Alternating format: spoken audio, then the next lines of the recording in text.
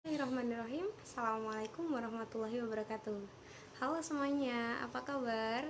Semoga semuanya dalam keadaan sehat walafiat ya. Ya, hari ini kita akan belajar bersama mengenai ciri-ciri makhluk hidup. Pada kesempatan hari ini kita akan sedikit mengulang tentang pembelajaran di kelas 1 tentang benda hidup dan benda tak hidup. Kalian sudah tahu ya, makhluk hidup dan makhluk tak hidup maupun benda hidup dan benda tak hidup. Nah, maka pembelajaran hari ini kita akan sedikit mengulangnya.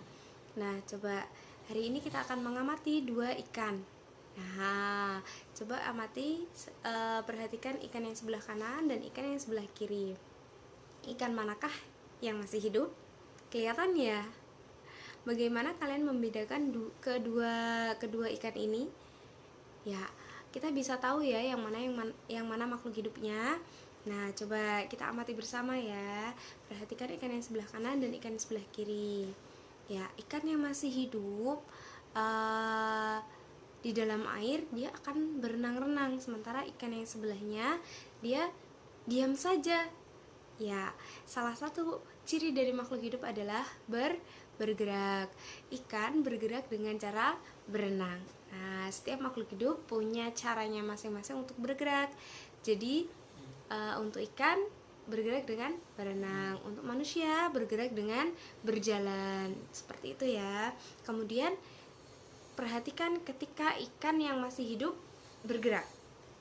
Ketika dia bergerak, mulutnya membuka dan menutup begitu terus.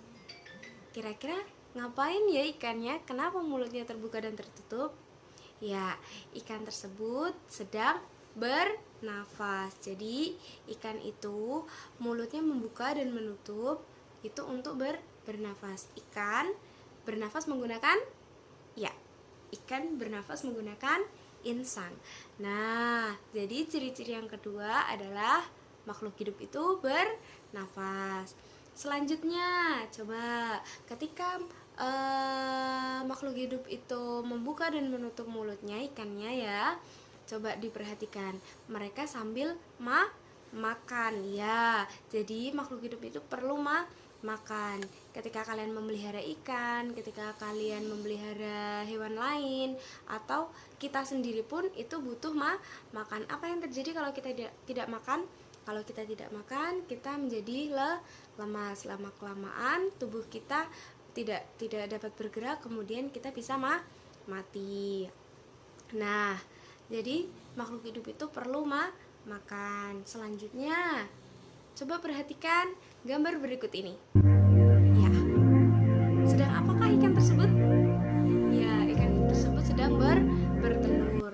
Bertelur itu termasuk itu disebut berkembang biak. Jadi tidak semua makhluk hidup itu bertelur ya. Ada contohnya kambing. Kambing itu melahirkan. Dia berkembang biak dengan melahirkan. Berkembang biak itu memperbanyak diri. Memperbanyak diri dengan keturunan. Nah, ikan itu memperbanyak diri atau berkembang biaknya dengan cara bertelur. Kemudian dari telur mereka akan berubah menjadi ikan kecil segini. Kemudian berkembang lagi menjadi ikan yang lebih besar. Nah, perubahan itu disebut pertumbuhan. Ya, pinter ya. Berarti kita sudah dapat berapa tuh? Jadi makhluk hidup itu bergerak, kemudian bernafas, kemudian makan, berkembang biak, dan selanjutnya tumbuh lah. Kemudian coba kalian cubit diri kalian sendiri. Nah, sakit nggak? Kalau kalian dicubit mama atau papanya, biasanya menangis nggak? Atau berteriak nggak? Nah, itu namanya peka terhadap rangsang. Kulit kita ini peka terhadap rangsang, sama dengan binatang-binatang lain. Jadi mereka peka terhadap rangsang. Ketika merasa terancam bahaya, mereka akan peka, kemudian melindungi dirinya. Nah, itu peka terhadap rangsang. Nah, dari semua ciri-ciri tersebut, kita sebagai manusia wajib bersyukur. Kita masih diberi kehidupan oleh Allah.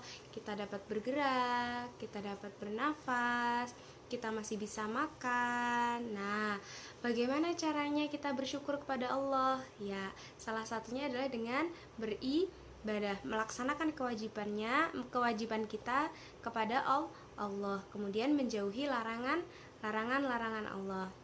Nah, bersyukur adalah salah satu contoh pengamalan sila Pancasila ke-1. Masih ingat bunyi sila Pancasila ke-1? Ya, bunyi Pancasila sila ke-1 adalah ketuhanan yang Maha Esa. Siapa yang tahu simbol atau lambang dari Pancasila sila ke-1? Ya, simbol Pancasila yang pertama adalah bintang dengan latar belakang hitam. Jadi warna hitam, kemudian ada gambar bintang. Nah, apa tuh artinya bintang dengan latar belakang hitam itu? Ya, bintang dan latar belakang hitam itu berarti bintang emas berlatar hitam itu berarti Indonesia mengakui adanya Tuhan. Nah, cahaya dari bintang ini diibaratkan sebagai sumber cahaya yang berasal dari Tuhan, sebagai sumber cahaya yang menerangi Indonesia. Nah, kemudian kenapa warnanya hitam, Ustazah? Ya, warna hitam ini maksudnya adalah menggambarkan warna alami, yang mana ini merupakan berkah dari Allah, dari Tuhan. Diharapkan bangsa Indonesia tidak tersesat dalam menjalankan kehidupan dalam berbangsa dan bertanah air. Jadi dari sini kita harus memahami ya bahwa Allah telah memberikan petunjuk pada kita untuk menjalankan kehidupan dan kita wajib bersyukur. Bagaimana caranya tadi? Ya, dengan melaksanakan kewajiban dan menjauhi larangannya. Ya, sekian untuk pertemuan hari ini. Kita lanjutkan besok ya. Wassalamualaikum warahmatullahi wabarakatuh.